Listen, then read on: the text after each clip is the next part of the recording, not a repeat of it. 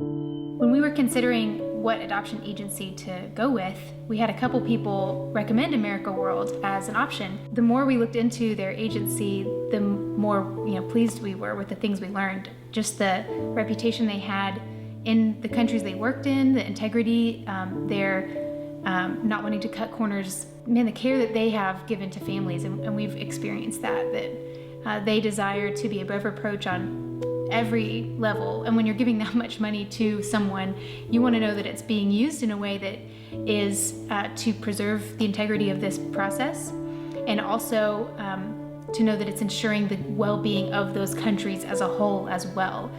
And we've been above and beyond happy and surprised by all of those expectations being exceeded in every aspect. We really have grown to really love America World.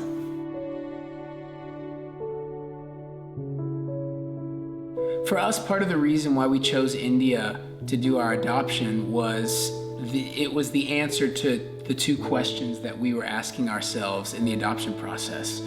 Where's the most need, and who are the most unwanted? And after a lot of wrestling inside and having to die to some of our original preferences, we began to realize God was leading us to this country and to these group of kids.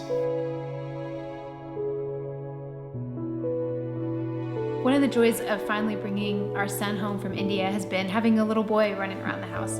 We have two girls, and they are just delighted to have a little brother, a little boy to dress and pick out clothes for and help take care of, and he's super fun. And I know Jimmy's really glad to finally have someone to wrestle with. Fact. But we love him, and we couldn't imagine our house without a little boy running around. And when I think about just getting the opportunity to take this boy and hopefully raise him into a mature man of character who can raise up other generations of mature men, that just really excites me. I don't know where anyone else is watching this. Maybe they're on the fence about whether or not they feel comfortable bringing a boy in their household, but I would just really encourage you to be a yes to that. It has just been such a pleasure for us, and better than we could have ever expected.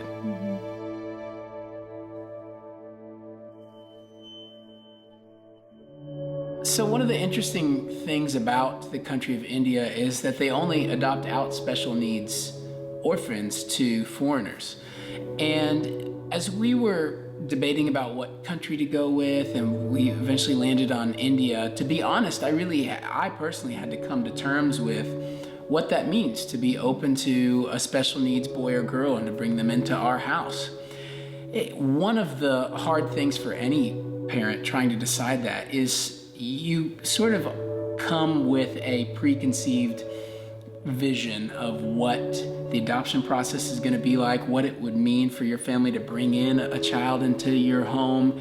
And it typically doesn't include them having a disability or a special need, And for me, it didn't. And honestly, it took some time for me to come to terms with what that would mean. But the way that I really feel like I breached that hurdle was to ask myself the question, who are the children who have the most need to be adopted? Who are the most unwanted of the unwanted? And we watched some videos online. We heard some testimonies of folks who had special needs children into their homes and how it really enriched their lives. And my heart was just softened pretty quickly to the idea of what it would mean for that child to come into our home. Not necessarily how it just impacts us, but how it will impact them forever, for the rest of their life. That a family went into a foreign land and said yes to them, a person who the rest of the world is saying no to so often. And that was sort of the turning point for me, where I decided that that's something that I could be open to. And honestly, we haven't looked back since. It's been such a good thing for our heart to be able to say yes to that. And it's just really opened us up to a lot more joy than we could have even hoped for to begin with. When most Americans think of special needs, they think of really severe cases of neediness. And in international adoption, that is the case for a lot of kids. There are those needs out there, but there are also a whole lot of kids that have really minor issues going on. And because of that, they get thrown in this pile of special needs because they're not perfectly healthy in every way. So then they get thrown in over here. And most of those things are really easily treatable here in the States, and things that if you had a biological child with that, you wouldn't think twice about it. But these children don't have parents fighting for them. They don't have parents fighting for what's best. And man, that really awakened our hearts for special needs children.